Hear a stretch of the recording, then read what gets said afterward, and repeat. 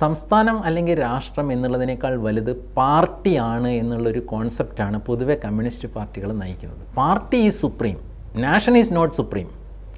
അത് communist party അധികാരത്തിൽ വന്ന എല്ലാ സ്ഥലത്തും ഉള്ള ഒരു പ്രോസസ്സും അവരുടെ താത്വിക വിചാരത്തിൻ്റെ തന്നെ ഒരു ഭാഗവുമാണ്. അതുകൊണ്ട് അവർക്ക് അതിൽ അപ്പോളജറ്റിക് ആവേണ്ട കാര്യമില്ല. പാർട്ടി എന്നുള്ളതിന് ഫസ്റ്റ് സ്റ്റാൻഡ് വരുമ്പോൾ ഈ സമൂഹത്തിന് മുഴുവൻ നമ്മുടെ ആധിപത്യത്തിലേക്ക് കൊണ്ടുവരണമെന്ന് പറയുന്നു. ഇതിന് വേണ്ടിയിട്ട് അവർക്ക് പ്രഖ്യാപിതമായിട്ടുള്ള പാർട്ടി ഫ്രാക്ഷൻസ് ഉണ്ട്. നിങ്ങൾ ഏതൊരു രംഗം എടുത്തു കഴിഞ്ഞാലും അവരുടെ ഒരു പാർട്ടി ഫ്രാക്ഷൻ എന്നുള്ളത് അവർ കേരളത്തിൽ അരനൂറ്റാണ്ടായിട്ട് നടപ്പാക്കിയിരിക്കുക.